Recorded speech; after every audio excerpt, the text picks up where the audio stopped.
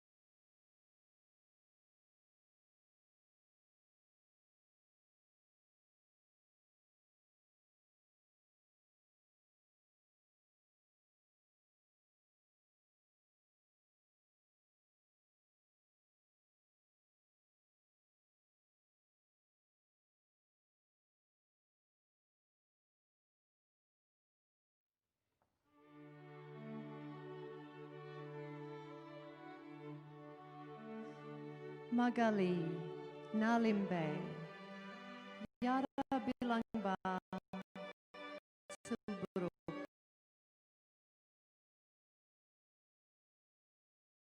Yara Gawa,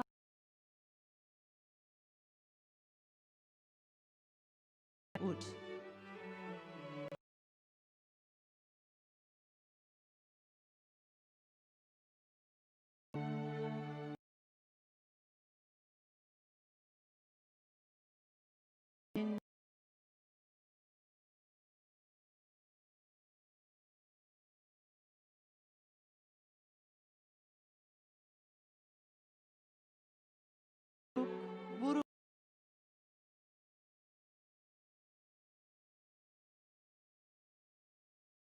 Here with love and respect.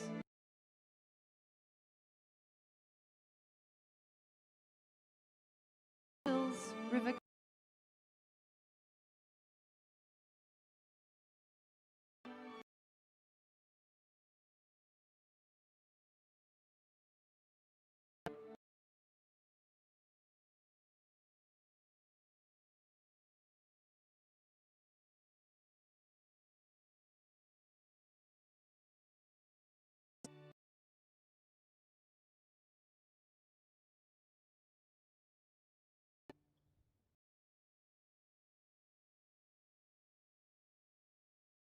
Hello and welcome to this special Melbourne Symphony Orchestra event.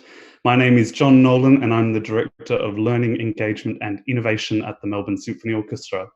Now you just heard a stunning musical acknowledgement of country composed by Deborah Cheetham, performed by members of the Melbourne Symphony Orchestra on Bunwarang country and spoken by Sarah Kuro in Bunwarang language. Now tonight's event marks the end of MSO's first ever Melbourne Music Summit.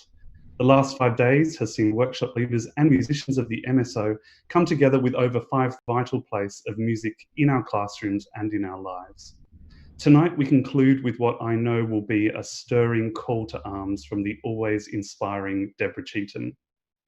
But also tonight we want to hear from you, so do join the conversation using the live chat on YouTube. I'm now going to hand you over to the MSO's Managing Director, Sophie Galais, to introduce tonight's closing address.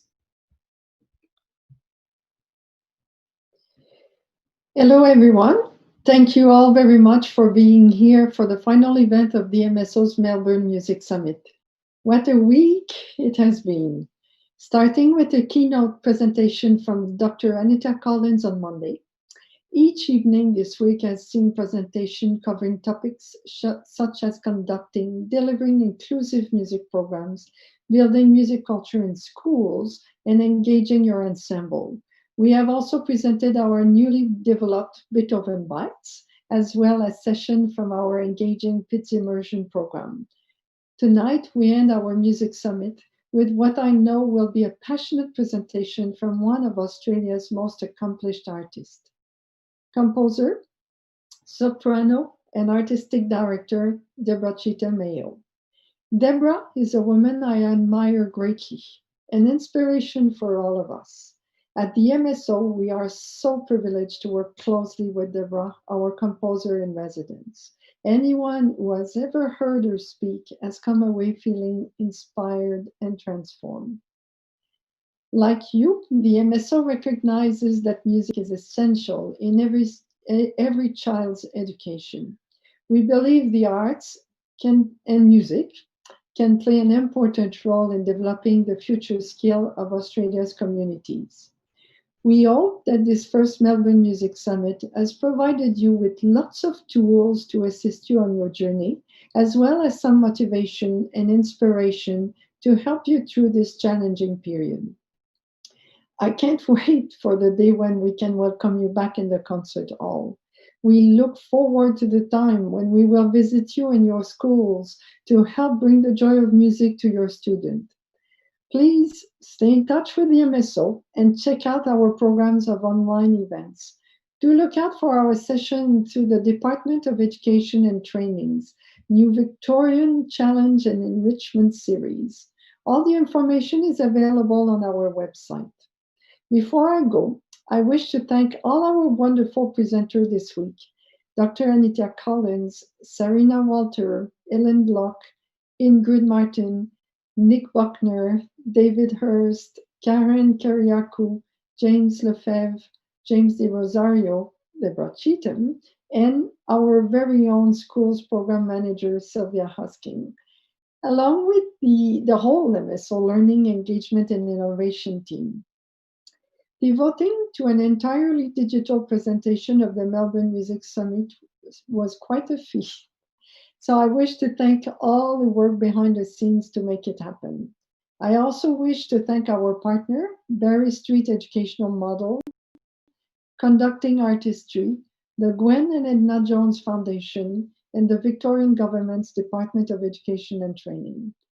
Finally, to you, our audience, thank you for joining us this week. Stay well, stay safe, and enjoy the rest of the evening. It's now my great pleasure to introduce Yorta woman, soprano, composer, and educator, Deborah Cheetham AO, for our keynote, Meet Me at the Barricades. Thank you.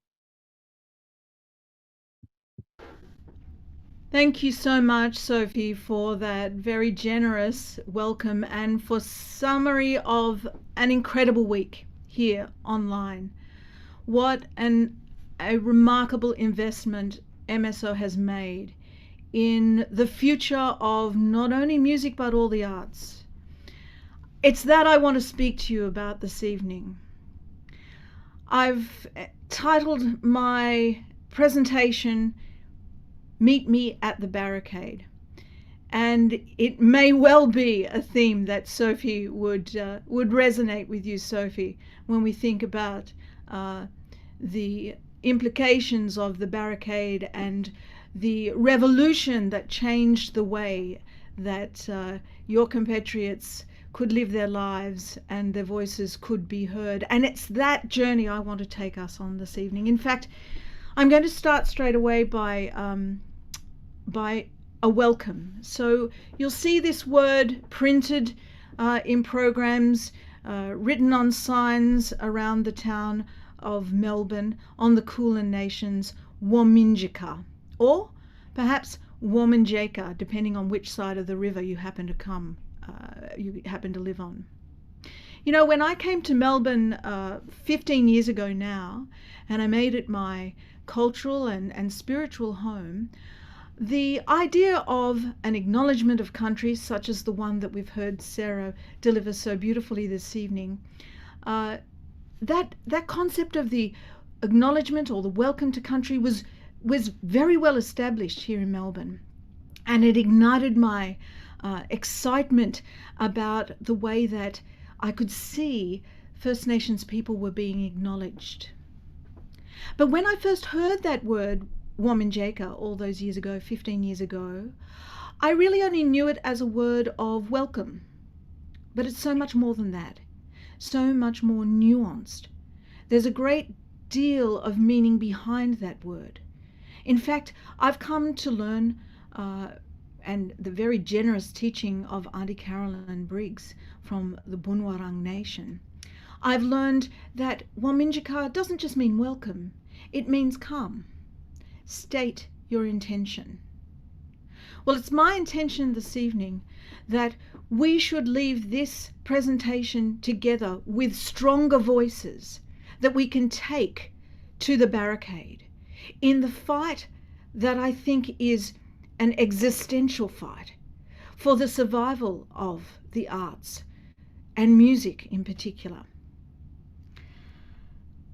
I'm wondering from everyone who's joined us this evening whether you know me at all, whether you know me as a singer, as a composer. It would be interesting to take a little survey, because it really is a journey of my whole life to realize what my voice is, not only my singing voice, but also my voice as a composer. It started for me quite a long time ago. In fact, I'd have to say, in terms of my voice as a singer, it's the earliest memory I have. But my professional debut as a singer began in 1992. And I decided that I would use the training that I'd received to that point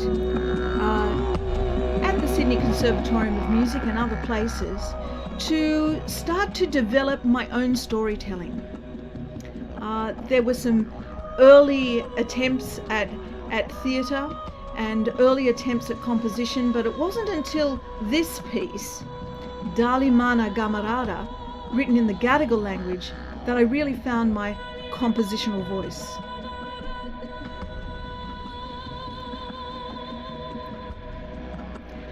I sang this for the first time at the opening ceremony of the 2000 Olympic Games. If you were there, you would have heard a slightly different version, an a cappella version of myself and 3 of my students from the Eora College. We sang in the Gadigal language. We acknowledged country. We welcomed all of those visitors from around the world to the stadium that night.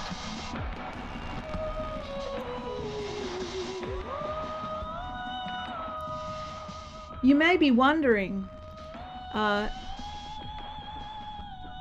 you might have seen that opening ceremony on the television, and you'd be thinking, I don't really remember seeing Deborah that night on the televised opening ceremony. Well, you didn't. You see, an acknowledgement of country, a welcome to country, wasn't yet embedded in our most important ceremonies.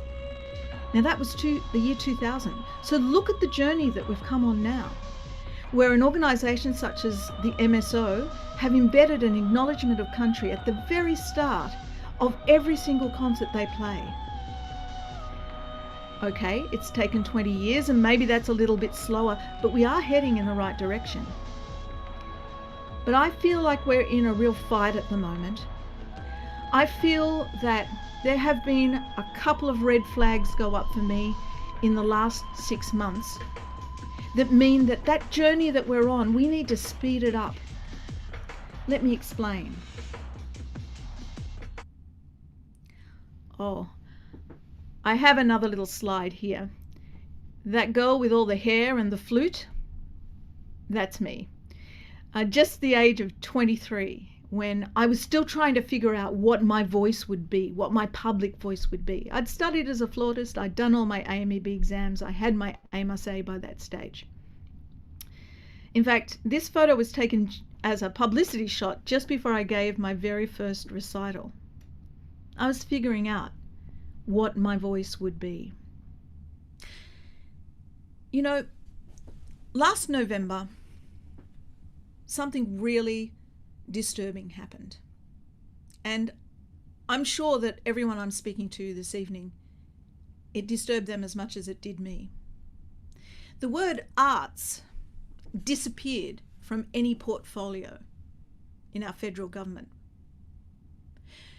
The arts were relegated to an already very busy and overcrowded portfolio of transport, infrastructure, and communication. I worried about this at the time. This was even pre-COVID. But it signaled to me that any kind of discreet attempt at attacking the arts, any discretion had gone out of the equation. This was going to be open warfare. The arts had been relegated. Now, this didn't start in November last year. We can trace this all the way back to the 2007 changing of cross-media ownership laws, the notorious Brandis cuts of the 2015, and now in 2019, the arts nowhere to be seen in the titles of the portfolios of our federal government. What did this signal?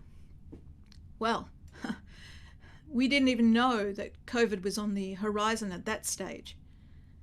But by June this year, another huge red flag had gone up for me. And that was the moment at which the federal government decided to announce, in the middle of this crisis, in the middle of this pandemic, that those students wishing to undertake studies in the arts or the humanities at an undergraduate level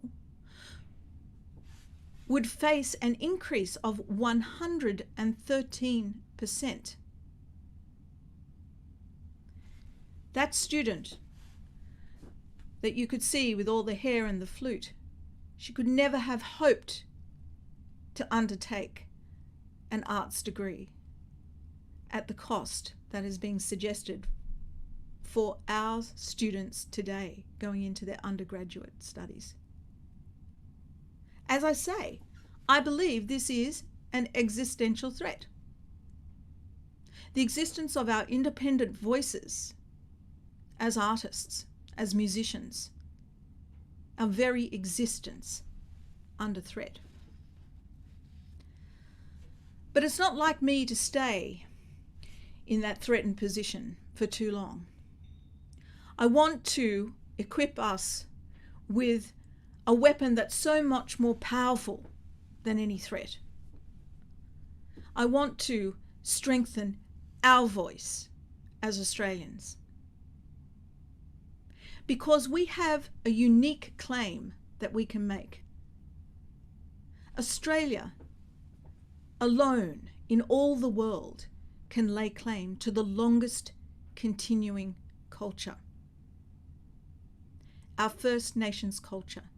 And in our First Nation cultures is embedded a way of knowing through the arts and through music.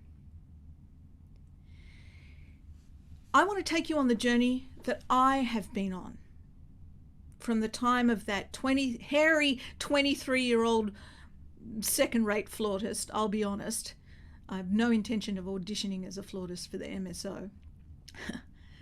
But I want to take you on the journey that 23-year-old embarked on, to discover my belonging, my voice, and how that has uniquely equipped me to go to the barricade with a confidence that I'll not only be heard, that I will win the fight for the place of art and music in our society. I mentioned before that I had a few forays early on in my career into theatre and producing theatre, which gave rise to the company Short Black Productions. Of course, many of you will be familiar with my opera company, now 12 years old, Short Black Opera, but it all began with Short Black Productions.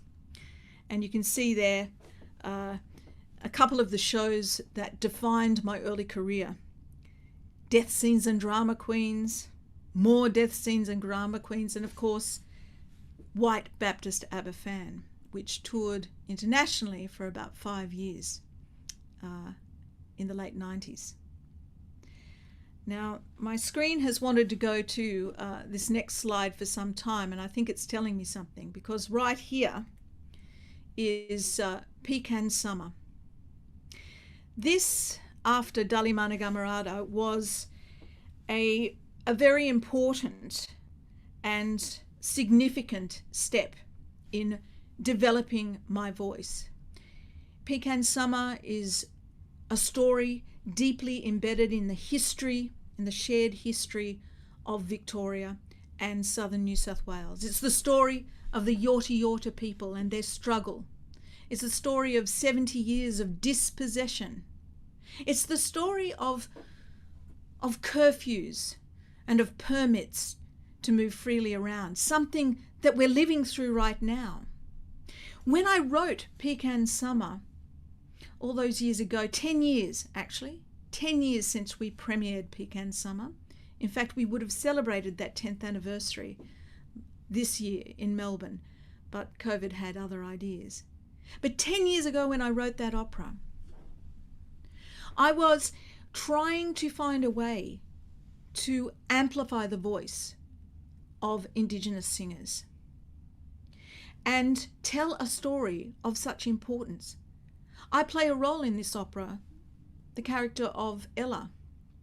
It's based on my grandmother. My grandmother lived with curfews and permits. When the curfew was introduced in Melbourne, I think now 3 and a bit weeks ago, I suddenly had this triggering experience. I suddenly knew firsthand and understood what my grandmother had gone through all those years ago as a Yorta Yorta woman living up on the banks of the Dungala, or as it's known now, the Murray River, on Cumragunja Mission Station. Not permitted to leave that station after dark, not permitted to move freely from town to town without written permission from the mission manager. Of course, there were many other deprivations for the people living that story that unfolds through Pecan Summer. But there's really something to it, isn't it? When you experience something that you know, it's that experience that really helps you to understand on a so much deeper level. Pecan Summer was a huge step in my development as a composer. And I want to share with you now one scene from Pecan Summer, which takes place in a church. It's a very, very familiar scene to me. I grew up as a young Baptist in my adopted family, and it's a scene that I knew very well. In fact, every single thing that is said in the libretto in this scene, I have experienced myself. They are words that have been spoken to me and about me. It's so important that we can develop our voice. And this is how I did it in this opera. Let me share. I hope we've got sound. Someone will tell me if we don't.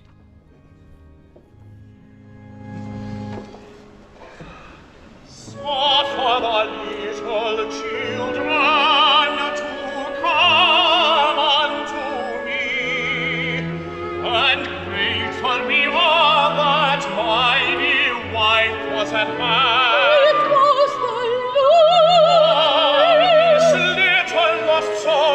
about to be taken. Yes, I was there. I arrived just in time. And my happy one, this little one is God's gift to us. Oh, it's still a child. As you know, we have not been blessed by our own children, but God has delivered on his promise. He has brought this helpless and neglected one to us. Hallelujah! Hallelujah! Give thanks to the Almighty for this precious gift. Hallelujah! Hallelujah! Alice into a congregation, into a congregation, into a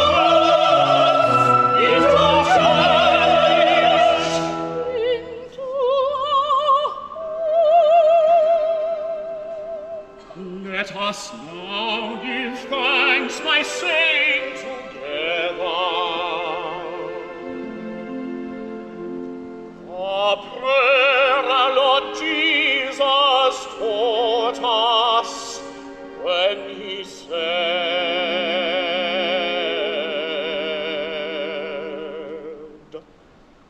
Our Father, which art in heaven, hallowed be thy name. Thy kingdom come. Can I go home? Thy will be done as it is in heaven. Give us our daily bread.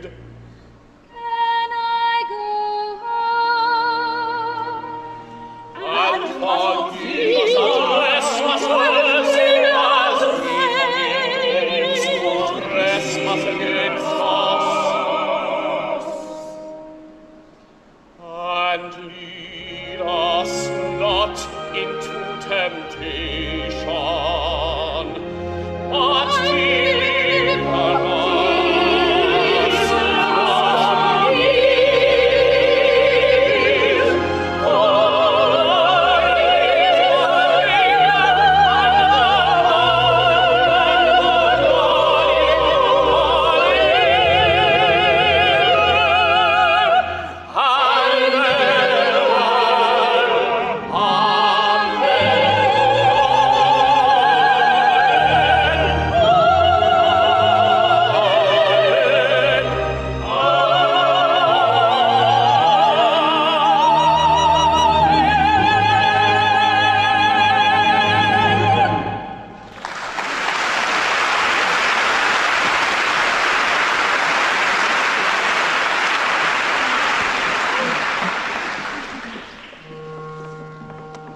Fine job, you're doing, Reverend, taking in that little black girl. Thank you, Alan. We must all do what we can to help these unfortunate people. Right. Of course, Reverend, I agree. We must do what we can to show them how to live. Alice needs a home and a family who will love her. But to take one of them into your home, now that is very Christian. There should be more of it. Don't be foolish, Alan. Not everyone can take in a black child. It's hardly the sort of thing that we could do. I mean, I don't know exactly what I mean, but I mean well.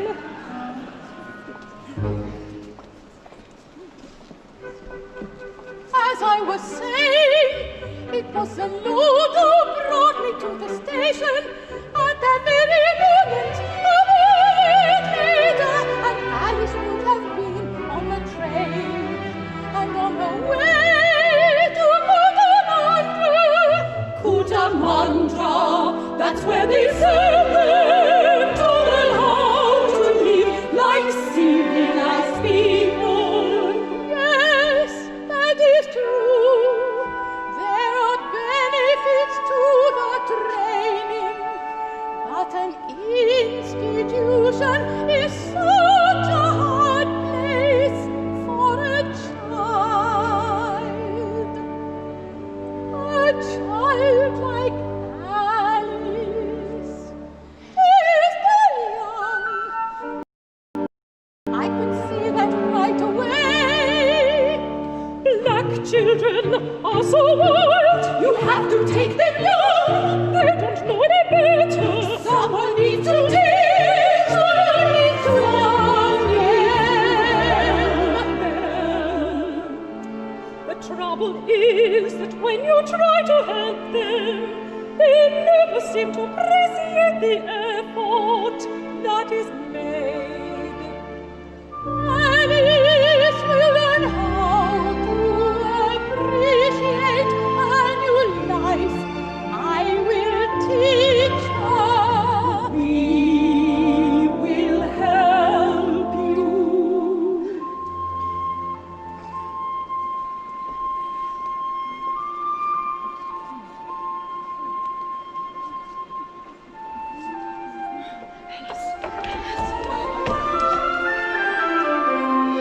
Look, who is that woman over there?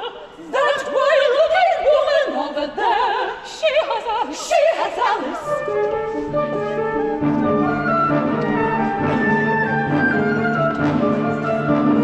Run and get the sergeant and tell him what has happened. Alice, come to me, child. Alice, is this your mother?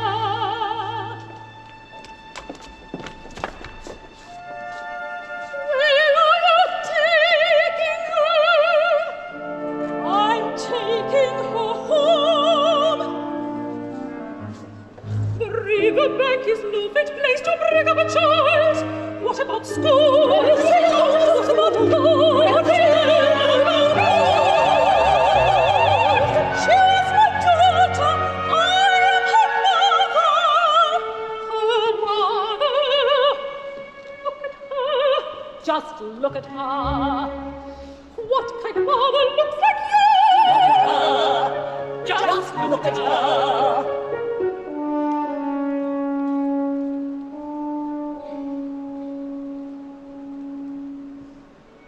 Life is hard at the river. There are many dangers.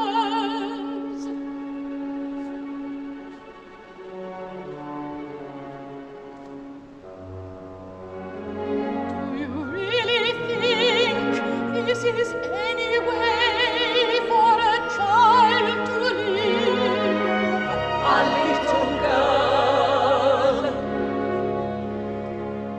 Don't you think that Alice would be better off in town, where she can go to school, where she will not go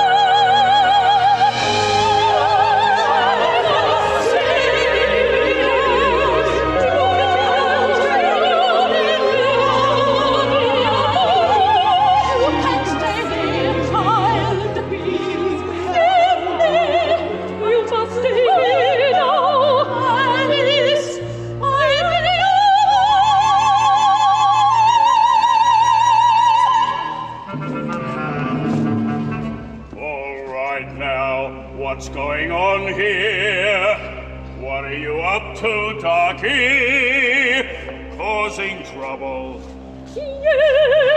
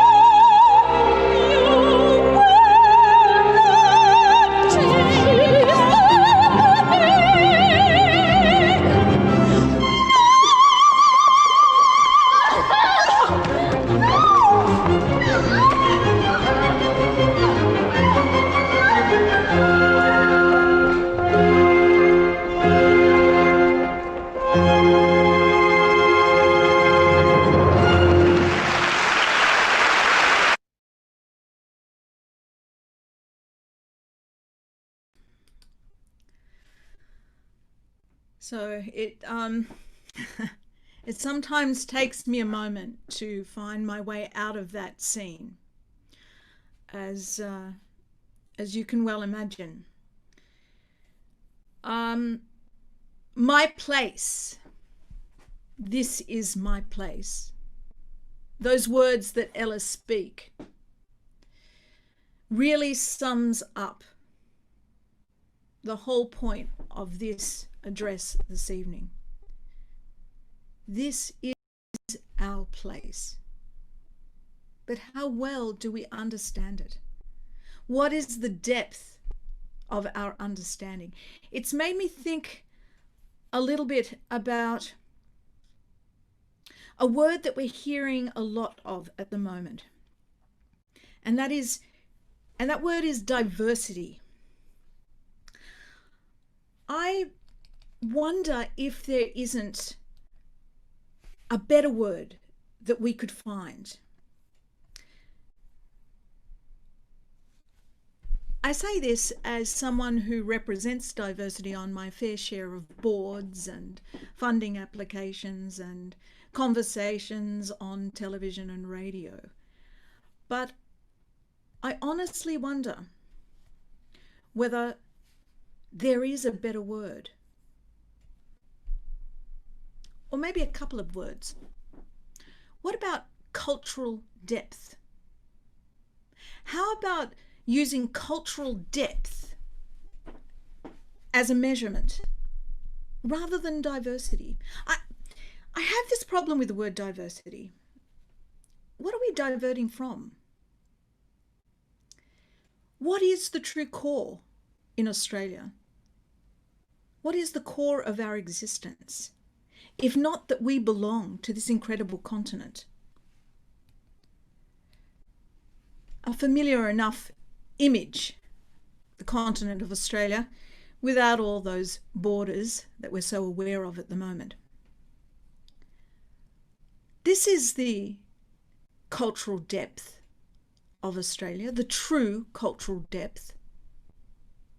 In this map that will be familiar to many of you, the Tyndale map. I like to make a comparison actually between Australia, the continent, the Tyndale map of the various First Nations language groups, and this familiar shape. That's Europe. And that's exactly the size of Europe compared to our continent.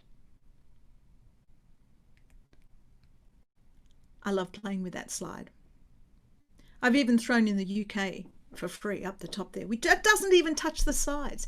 This is the kind of cultural depth and diversity that has always existed here in Australia.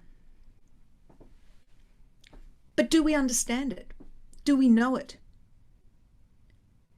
Is our unique voice strong enough to be heard at the Barricade? With arts under attack, if November and the relegation of the arts into an unknown place in a crowded portfolio, if June, the proposed increase to undergraduate fees of 113% for arts and humanities courses, if that wasn't enough, perhaps these next figures will convince you that something needs to be done. Earlier this year, Siran Frame produced this very interesting study of all of the music that was produced by Australia's major performing arts organisations in 2019, or at least all of the works that were programmed into programs of a certain size, 5 minutes and up. Let's have a look at this slide for a moment.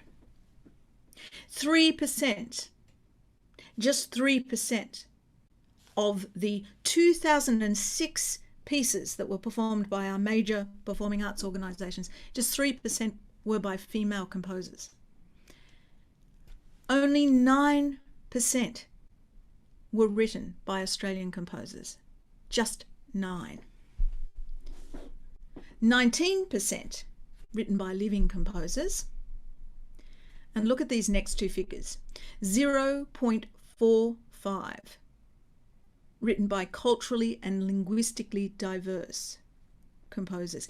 If I were able to see a snapshot of everyone who's here tuned in this evening, I am sure I would see more than 3% women, more than 0.45 culturally and linguistically diverse.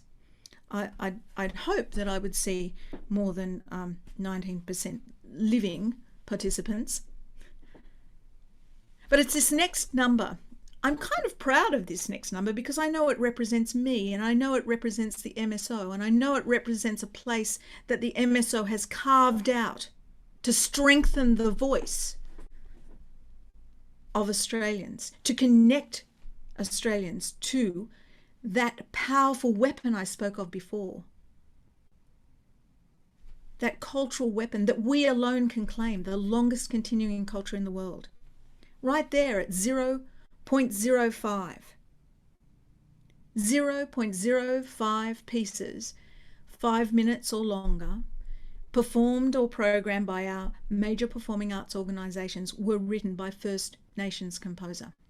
That 0.05 of 2006 compositions, that was the virtual background actually that I've thrown up behind me this evening. It was our performance of Umaralla in Hamer Hall last year in June. We live on an amazing continent that has had such cultural depth and has such cultural depth. The longest continuing culture and all the cultures who've come here since, and yet it's not truly represented in our arts organisations. Bach, Beethoven, Brahms and Mozart all individually featured more times than all female composers combined. The average year of a composition was 1885. The average year of birth for a composer, 1843. Now, before you tune out and say, well, look, Deborah, honestly, I love my 18th century opera and I couldn't live without Bach or Handel. I agree. Those things don't need to disappear. But the needle must shift if our voices are to be heard, if our authentic and true voice from this continent in all its multi-diversity and its depth, if that's to be heard and understood, the needle needs to shift. They're not mutually exclusive, and that's an important point that I want to make. But for our voice as Australians to be strong enough to be heard at that barricade while the arts are under such a sustained attack, during months of COVID when artists were left hanging without the necessary support, and then when funding has come, it's in the form of loans and very conditional funding at that. This sustained attack against the arts, we must respond to it. And we will be strong enough to respond when we're shifting these statistics. When we hear our female composers, when we understand the true depth and rich sound of our Australian composers, when we hear from our contemporary voices.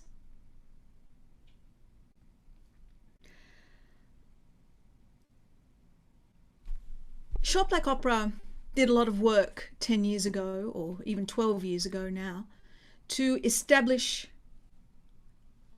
a new way of hearing opera, to give strength and power to Indigenous voices in that realm.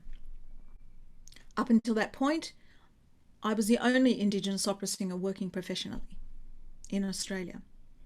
I didn't want that to be my legacy. I didn't want that to be the story. Oh yes, we had a soprano, her name was Deborah Cheetham. There was just one. That's no kind of legacy. And so Short Black Opera was created, the company came into being. We now have 35 company members, many of them making their way in the world of opera. But as my voice as a composer developed, and I had the opportunity to write for more and more ensembles, in chamber music, for instance, I've had the privilege of writing for the Flinders Quartet, the Australian String Quartet, the Goldner Quartet. I felt that I needed to do something to strengthen the voice of First Nations orchestral musicians. And so 2 years ago, I developed a program called One Day in January. And the date you see there, January 25, is the One Day in January date. Because you see, in January 25, 1788, was the last day of true self-determination for the First Nations people of this continent. From that point on, the story of colonisation has unfolded. And a disconnect between those who are the beneficiaries of colonisation and those who paid for it began.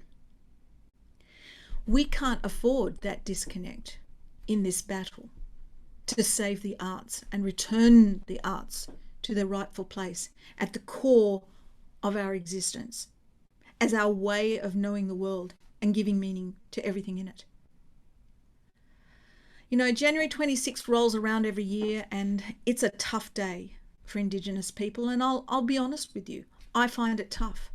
The commentary leading up, the hatred that comes my way in trolling and online comments. It's a tough date, January 26. So I decided to use January 25 as a turning point for First Nations orchestral musicians, that we would run a project on that day that would bring together professional musicians who've trained, done all their AMEB exams, but you don't see them in our major orchestras, or not yet. January 25 became the One Day in January and gave birth to Australia's first Indigenous chamber ensemble, Ensemble Dutala. Now, fans of the MSO will recognise that word Dutala as the name of the work that managed to have its premiere in the opening gala this year, alongside the magnificent Beethoven 9. Dutala is a word from my grandmother's language, from the Yorta Yorta language. It means star-filled sky. This is a small ensemble, but full of potential for a strengthening of our voice, and in this case, our instrumental voice. Under the leadership of Aaron Wyatt, seen there with his very handsome long hair, beard and viola, we have an ensemble that will play with cultural authority the music of a whole generation of First Nations composers who are emerging right now. Beneath him, with the French horn, you see Rosie Savage. I'm so pleased to have created this ensemble for Rosie, who actually played in the premiere of Pecan Summer all those years ago in 2010. Beside her, Alara Briggs-Patterson, our double bass player. Alara has such a clear voice. She's a Yorta Yorta woman. She's a strong and powerful advocate for the arts and that way forward for Indigenous and non-Indigenous Australia to come together. Next to her, we have Clifton Preston, our cellist, a Noongar man who lives in Albany, in WA. Above him, Maya Hodge, who originally came from Lachi Lachi country up there in Mildura. Greetings to everybody from Mildura and from all the states around Australia and internationally. But there's Maya, a beautiful violinist. When she heard about Ensemble Dutala and was invited to come aboard, she said, if only this had existed while I was still at school. I stopped playing for a time because I just couldn't see a way forward. I didn't see how I belonged in the picture. Next to her, Baden Hitchcock, a fabulous violinist and dancer, a principal dancer actually with Bangara Company. Next to him, his sister, Zena Tesoriero, another wonderful violinist. And next to her, someone that you will have recognised already, I'm sure, from the Pecan Summer excerpt I played earlier, young Alice. And that is Jessica Hitchcock, not only a fabulous singer and songwriter, but also a very talented bassoonist. And so there you have it, Ensemble Dutala. Strengthening the voice of these musicians is so necessary at this point if we are able to have an authentic voice, if we are able to protect and not only protect the arts, but to restore them to their rightful place. It's so necessary. Ensemble Dutala will launch with a series of works, and one of which will be featured in this next series that I want to talk to you about, the Woven Song Project. Later on next month, I was going to say this month, I've lost all sense of time. Later on next month, I think on the 30th of September, you'll be able to hear these works. They were recorded earlier this year in Melbourne, just before lockdown. But the Woven Song Project is a contemporary setting of ancient form of storytelling. They are compositions which respond to tapestries which were created here in Melbourne at the Australian Tapestry Workshop and now reside in our embassies, Australian embassies around the world. The image you see here of the tapestry in the background and the gown in front gives you an idea of the scope of the project. The original artwork was by Daisy Andrews. The work, My Mother's Country, is sung in Daisy's language, Walmajari, bringing together visual art, design and music to strengthen our voice, to strengthen our way forward. At the Barricade, when we're defending art, we can reach for the strongest weapon in our arsenal, and that is the continuity and the length of continuity of the sung form, the painted and the danced form on this continent. That's what Woven Song is all about. The collaboration between Short Black Opera, myself as the composer, Australian Tapestry Workshop, the designer of the gowns, Linda Britton, and the Department of Foreign Affairs and Trading.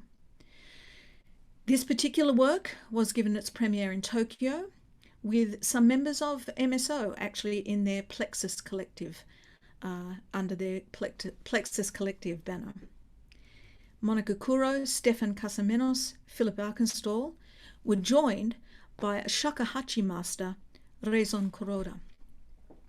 The purpose of bringing a shakuhachi master into this piece is to acknowledge that this artwork represents Australia in another country, in Japan. And so an important part of the project is to bring in that unique voice. As you can see, the artwork of Daisy Andrews is vivid and beautiful, and yet it tells a very sad story. Like myself, Daisy was a stolen generation, taken from her community, and didn't return to the country of her mother and father for a very long time. When she did, she returned and painted it in this beautiful form. But as she tells, this painting actually represents the blood that was shed on that land as her parents, her grandparents' generation were driven off the land or massacred where they stood. It's hard to hear those words. It's hard to know that history. But without knowing that history, we cannot have any confidence to go to the barricade. Without understanding that history, we don't know who we are, and our voice is weakened. I know, because I didn't grow up understanding any of this side of my being. It's something I've had to learn, just as Australia is now learning. It's a connection that I've had to make, and I've made that through music. And it's been such a powerful, powerful connection because of music. Also in 2019, we were very pleased to give the world premiere of Article 27, which is inspired by the Nanyuma tapestry. It's sung in Nanyuma's language, Pintubi, and played by Rubik's Collective with Tamara Kohler, Natasha Fernside, Kaylee Melville, and my dear partner in music and life, Tony Lalich. Joining us is a tabla master, Ashish Sengupta. You can see there, once again, Linda Britton responding to the tapestry and the original painting. The title Article 27 is interesting. I took this title from the United Nations Declaration of Human Rights. Article 27 states, everyone has the right freely to participate in the cultural life of the community, to enjoy the arts, and to share in scientific advancement and its benefits. We need this article right now. We need this article more than ever before.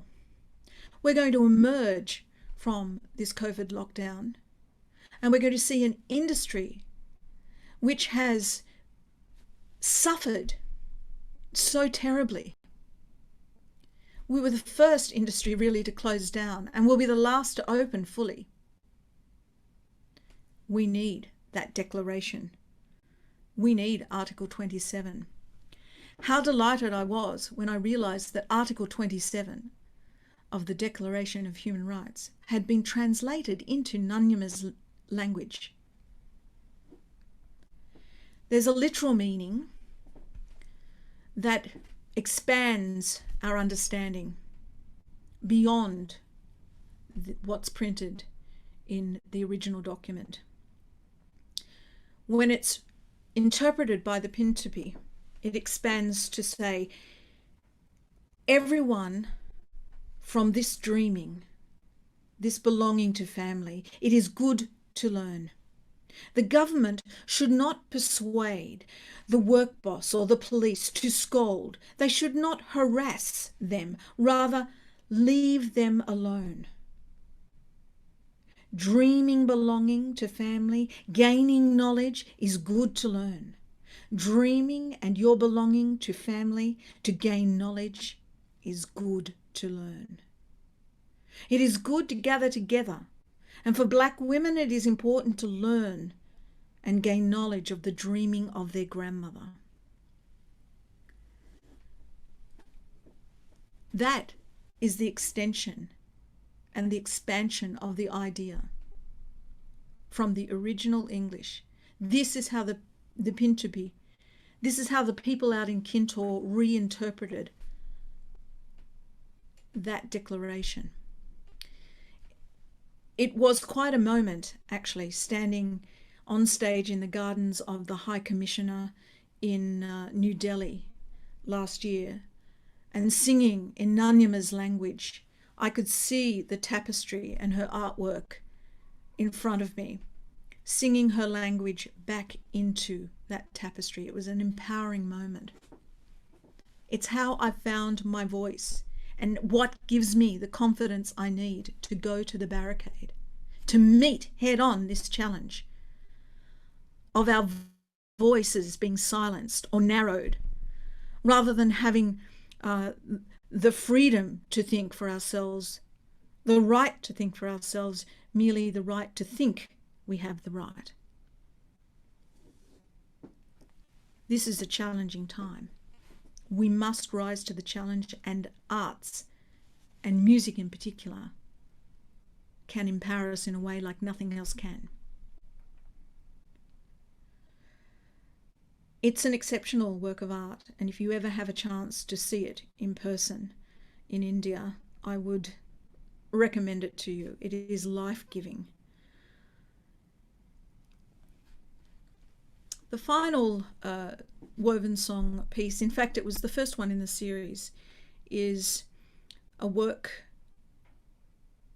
inspired by Brooke Andrew and his piece Catching Breath. It's sung in English and Gunbanjir. If you'd like to hear this or the other two works, as I say, on Classic FM on the 30th of September, the concert that we recorded earlier this year will be broadcast. Catching Breath is a work that really sums up, I think, in a way, what I've been speaking about this evening. Our cultural depth, our identity, and the confidence we need in that identity. We may be coming from a point of view of not really knowing our early history as a nation. Or perhaps you do know. But we need to rapidly move towards understanding, the step beyond knowing. If we are to enable ourselves to rise to the challenge that we are facing right now. It would be remiss of me not to mention this final work. I alluded to it before. It's the virtual background that I've been disappearing in and out of during my talk here this evening. Immerse, a war requiem for peace. I won't play an excerpt from this tonight because I think we'll run out of time, but you can actually watch the entire work thanks to the generosity of the MSO. This is on their YouTube channel and you can watch Immerse. I would say of all the works that I've written, and almost exclusively I'm writing in First Nation languages and narratives, this was a true turning point for me, and I think has empowered me and given me the confidence I need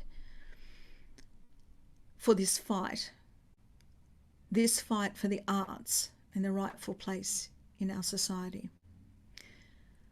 I was invited to write this work by senior leadership of the Gunditjmara people.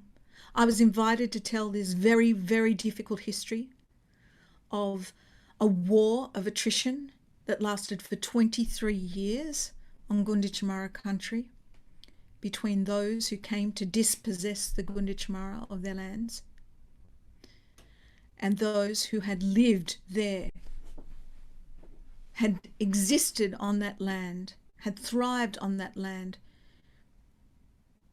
for more than 2,000 generations. That war that became known as the Immerse Wars wreaked havoc, decimated the population of the Gunditjmara. Some 9,000 people collectively were reduced to only 77. This work and the artworks which accompany it by Gunditjmara artist Tom Day, it tells a difficult story, one that I would have all Australians understand. We can't have confidence in our knowing. We can't move towards understanding until we accept our shared history. That's the purpose of Immerse, and I'm so privileged and honoured to have premiered this work in its symphonic form with the MSO, who've gone on a huge journey, an important journey. They are going to shift the needle of those statistics I shared with you earlier, of how many female composers, of how many culturally and linguistically diverse composers, of how many First Nations composers. You'll see those statistics improve. They've set the bar, and other state orchestras are falling in now. This is our time to understand one another. I've grown up in this Australia that you know very well.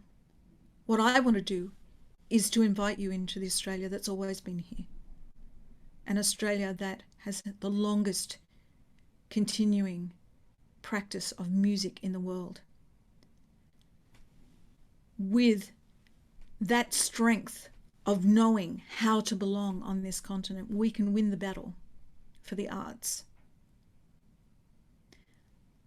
I'll meet you at the Barricade.